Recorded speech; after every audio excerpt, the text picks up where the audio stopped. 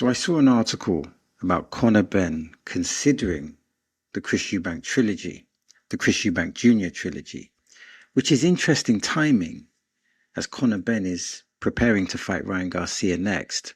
So I wanted to give the boxing philosophy perspective. So let's open that door.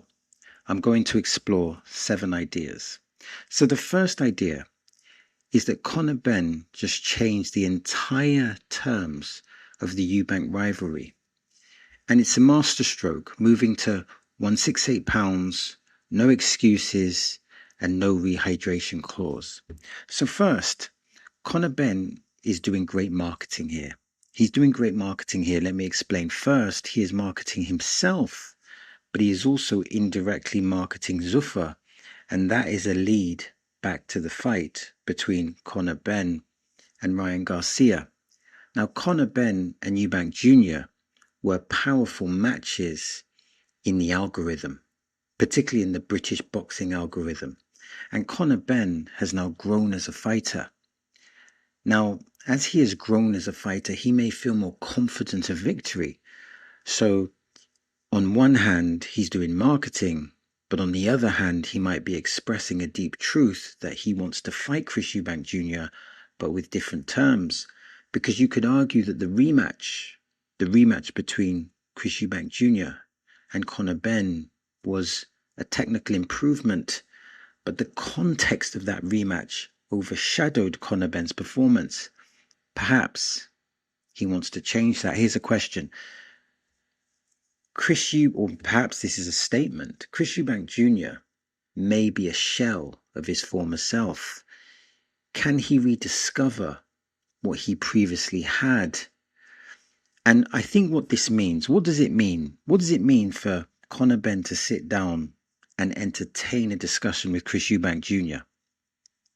To me, it means that Chris Eubank Jr. as a brand and as a business is still very relevant. So if I was Chris Eubank Jr., I would be complimented by the mentioning of my name, because in a way what it's saying is that my name is still relevant within boxing circles. Now, the next idea is that Ben is 29 at his physical peak, and he's dropping to 147 for the first time in 4 years.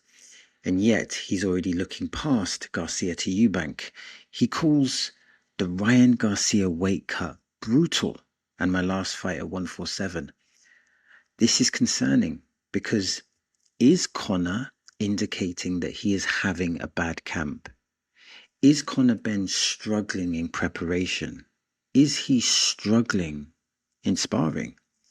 Is he thinking if he loses to Ryan Garcia, he can just jump into a big fight with Chris Eubank Jr.?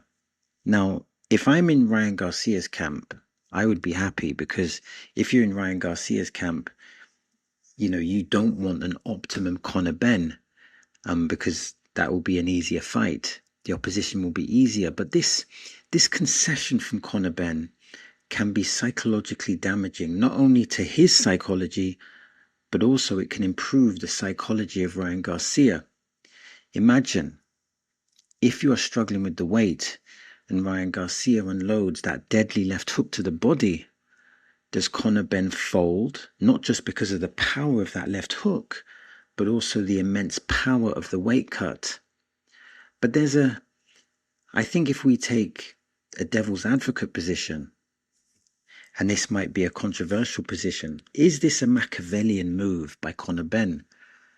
Let me explain. Is it a Machiavellian move by Conor Benn to give Garcia a false sense of security? Is Conor Benn not only not having a bad camp, is he having a great camp? Is he knocking out sparring partners and really looking good, but he's giving this false impression to give Ryan Garcia a false sense of security? Let's remember some further context. Ryan Garcia is a very gifted boxer. He has a great left hook. It's the shortness of the left hook. It reminds me of Evander Holyfield, the way he used to throw that left hook really short. He used to step to the right and throw that left hook short, and he could generate so much power with that left hook. Check the third Riddick Bowe fight in round 6 and the Mike Tyson fight in round 6 for a reference, when he scored knockdowns against those opponents. And Ryan Garcia, he has that great left hook, but he also has great reflexes, good movement and great speed, this can give anyone problems. What I'm trying to say here is that we need to see the very best version of Conor Benn. We need to see that head movement. We need to see that explosiveness. We need to see an increase of his boxing IQ. One of the impressive things when Conor Benn fought Chris Eubank in the rematch was that he improved his ring IQ. He clearly had taken the experience of the first fight and he made the adjustments. And this is the type of Conor Benn we need to see. We need to see the viciousness, but we need to see the maturity. We need to see the ring IQ. We need to see the adaptability. And this whole talk about weight cut, from my perspective, it brings a level of ambiguity, and it brings an uncomfortable level of ambiguity. Now, the next idea is that Eubank Jr.'s hospital stint after the rematch is the quiet subtext. The quiet subtext Benn is exploiting. The brutal middleweight cuts sent him to the hospital, and he's expected back as super middleweight. So is Chris Eubank Jr., is he finished? Is there more chapters within the ring? There may be some more chapters within Chris Eubank Jr. outside of the ring, but is there more chapters for him in the ring? I mean, I think Chris Eubank Jr.'s team had high hopes that Bomac, and that was his trainer, Bomac was his trainer in the rematch. I think they had high hopes that Bomac could rekindle some of Chris Eubank Jr.'s magic. Unfortunately, in the rematch, Chris Eubank looked flat and uninspired. And the one thing that Chris Eubank Jr. has is he has passion in the ring. He's very intense in the moment. But he seemed so uninspired in that fight. He looked like the event, I don't want to say got to him, but he just didn't seem to have that same intensity that he had in the first fight. Also, the 12-round knockdown, when Conor Benn knocked him down, I think it was with an overhand right. It was a brutal knockdown, and it was actually sad to see Chris Eubank Jr. on the floor. Of course, getting knocked down is a byproduct of boxing, the same way getting hit is a byproduct of boxing, but it just seems sad. And you have to ask the question, even at a better weight, can Chris Eubank Jr., can he rediscover that punch durability? Because before the Liam Smith fight, he was known for taking punches. He could take punches. He had a great chin. But has that punch durability, has it failed him? After having a family, congratulations. But does that change Chris Eubank Jr.'s perspective on life? Does it change his perspective or his passion for boxing? Is his relationship with boxing now changed because now he has other priorities? Before, he didn't have a family. It was all about him. Now, potentially, it's all about his family. And that type of perspective shift, that can change the way that you prepare for a fight and the way that you engage in a fight. And then the next idea is that the trilogy isn't really about the belts. If the trilogy really happens, it's about settling a family feud that's now 4 fights deep. Now, context, their fathers, Chris Eubank Sr. and Nigel Benn, they were world champions and they were loved by the British public, absolutely adored by the British public. Nigel Benn was vicious, he was aggressive, and he punched very hard. He had really good head movement. Chris Eubank Sr. was a showman. He was a showman, and in this context, in the context between Nigel Benn and Chris Eubank Sr., he was the boxer. The first fight was absolutely brutal. It was brutal. Nigel Benn hit Eubank with hard punches, but Eubank persevered, and eventually he got the stoppage. The rematch was much anticipated, but it was a more tactical affair. It was brutal, but it was more tactical, and it ended up being a controversial draw. I think a lot of people thought that Nigel Benn deserved the nod for that fight. The third and fourth fights was with the children many years later. And let's be honest, the first fight was absolutely incredible. It exceeded expectations. In a sense, the lead up to the fight was like a movie. It was absolutely like a movie. There were so many different chapters, so many different things happening. Chris Eubank Jr. was great in the build-up. And so the lead-up was elite. But then you're thinking, okay, the lead-up's going to be elite. What's the fight going to be like? But the fight exceeded expectations on every level. It really did. It was purposeful, it was brutal, and they both put up a great show, and they both were warriors, both refused to quit. They put it all on the line. In a sense, they left their spirits in the ring that night, and us, the spectators, we saw something truly special, something that was curated over 25 to 30 years.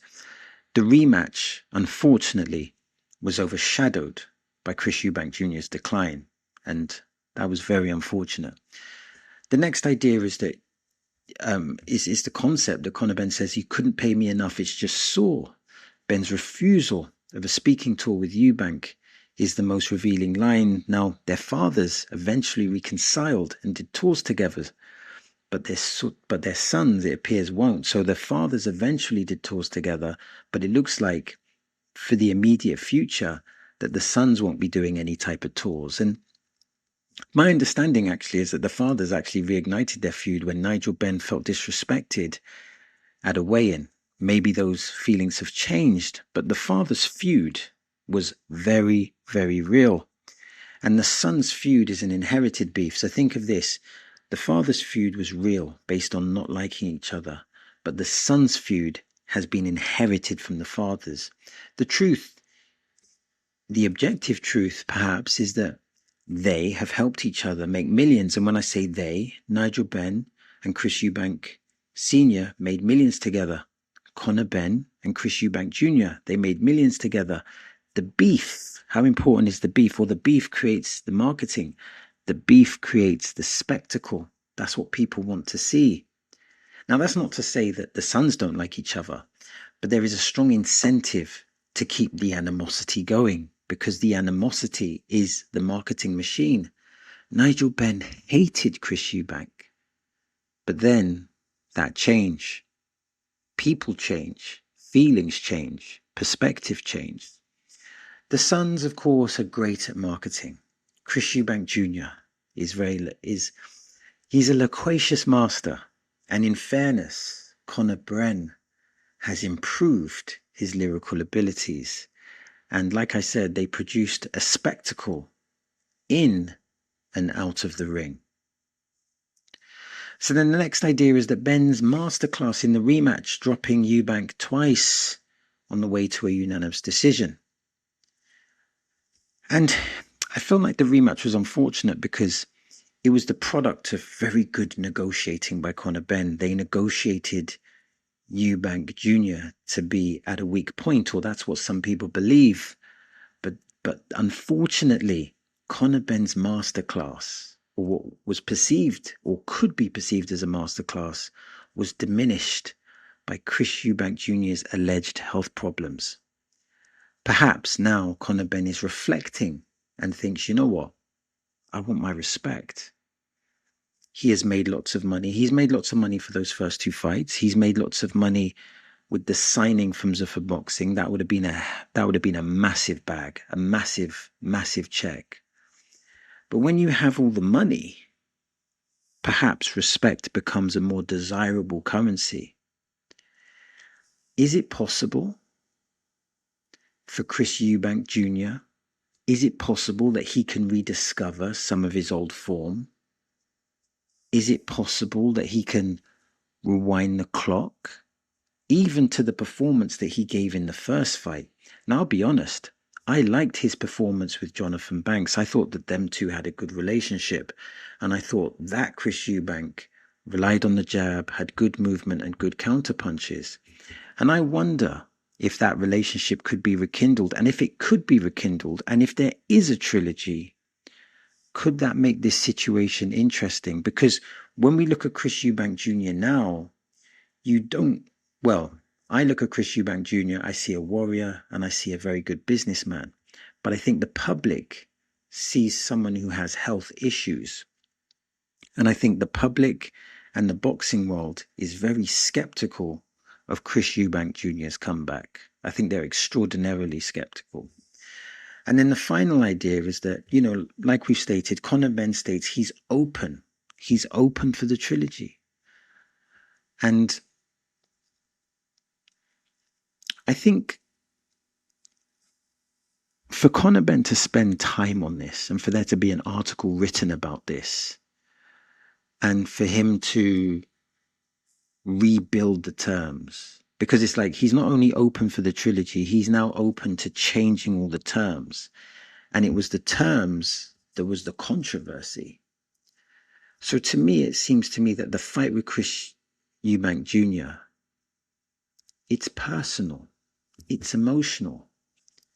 Now, when we think about the money aspect, Chris Eubank Jr. versus Conor Benn, I think there's still, because of the history and because what they did the first time and because of the massive marketing that was behind it, of course it makes money. But as I've stated before, not all money is good money. And the question is, would a trilogy with different caveats, with a different template or with a different negotiation process, would it be good money? When I look at Chris Eubank Jr., I ask myself, what is Chris Eubank Jr.'s motivations? Or what is his ambitions? Does he have that fire? Does he have that fire for revenge? In the first fight, he was so inspired. You could see that he was so passionate and his implementation was really good. And even though he physically shut down, it's almost like his spirit kept going. His spirit was so strong. And so you're thinking about Chris Eubank because has Chris Eubank Jr. still got that ambition? But does the public, is the boxing public still inspired? Is the British public still inspired to see this fight? Like I said, the first fight was a truly incredible experience, especially for those that are familiar with the father's legacy. It was an incredible moment. I can't remember a moment being similar to that. It was not just a fight, it was cinema. And it was great cinema. Okay, so let's go into our next section and we are going to address 7 questions. So the first question, is Conor Benn admitting the Garcia weight cut is going badly, or is he deliberately creating false confidence? I'm really concerned about this. I previously said that I thought we're going to get an optimum version of Conor Benn. I previously said that Conor Benn and Conor Benn's team would not negotiate terms that would put them at a disadvantage. Yet, if the weight cut is going badly, that would lead to the logical conclusion that he's going to get in the ring and he's not going to be 100%. I truly feel that a Conor Benn at 60%, 70% or 80% is not enough to be competitive. It's not enough to get the job done. We need to see an optimum Conor Benn with an optimum strategy. We need to see that viciousness. Conor Benn, when he's optimal, he's vicious.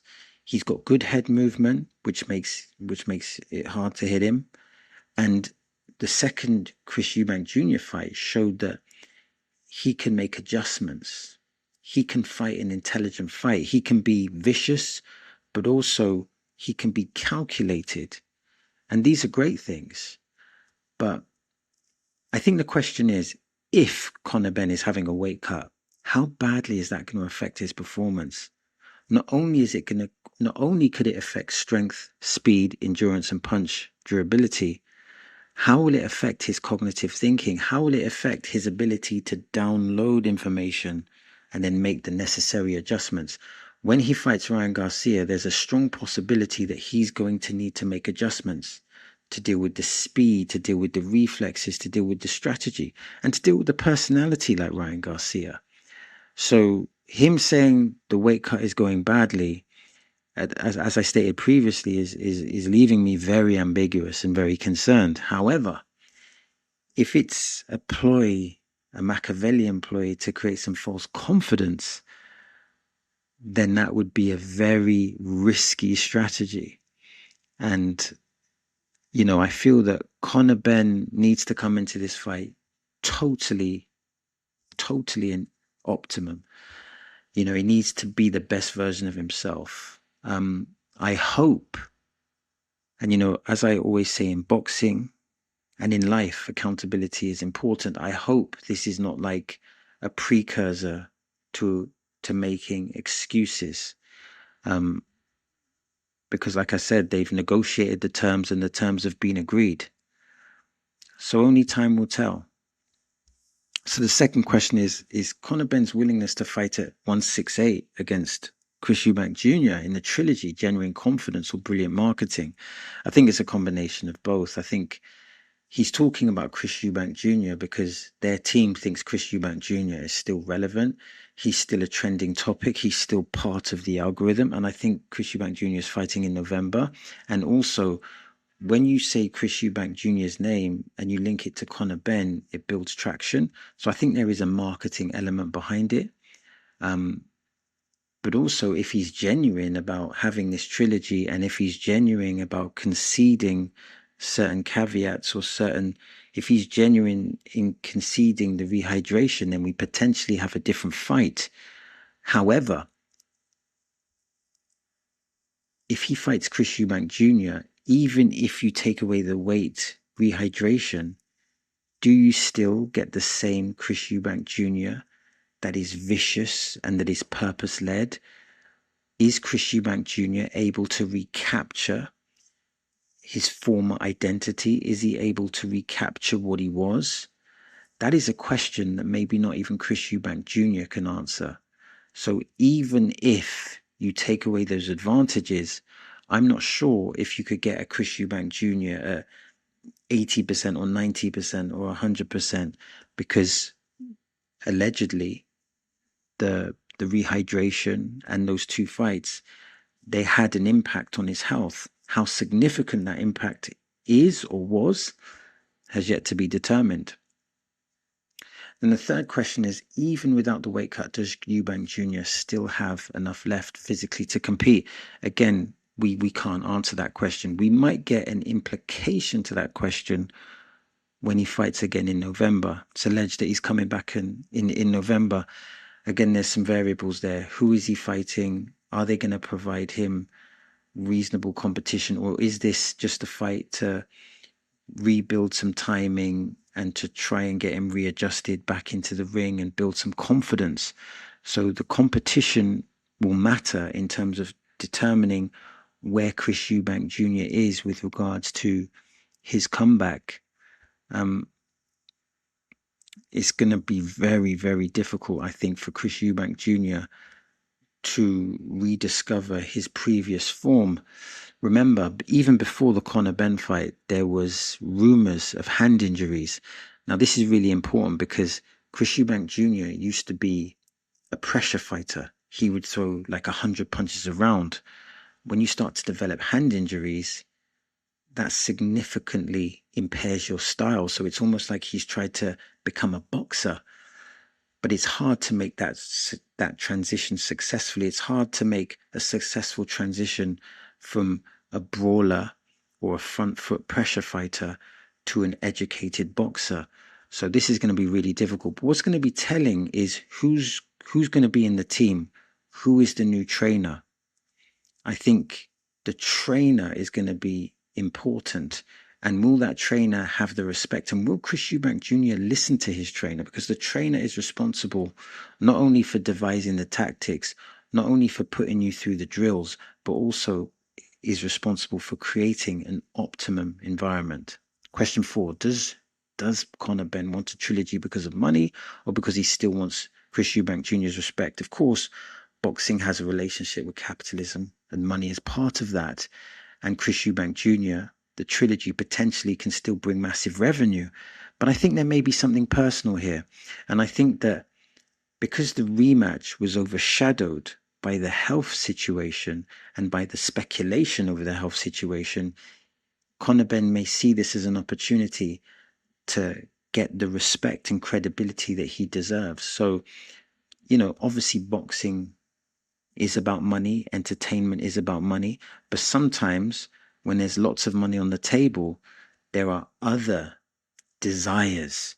And I think the desire of respect, might be something that Conor Benn craves. Of course, Conor Benn gets respect. He gets respect as a boxer. He gets respect as someone who's brave, who's courageous. But there might be a thing of he wants the respect for beating Chris Eubank Jr. without any caveats, without any conditions.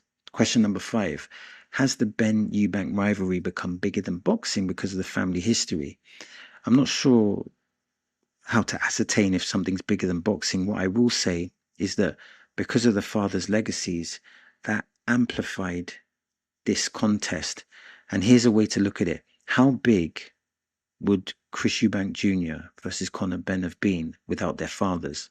I think a lot of people would say that without their fathers, this doesn't become the spectacle that it became. So for it to get that elevation with regards to the marketing and the visibility and the interest of the British public, you have to put the father's legacies in there. But that's not the only thing, because like I said, that first fight, from the build up to what happened in the ring, was absolutely magical, and it really stimulated the British public.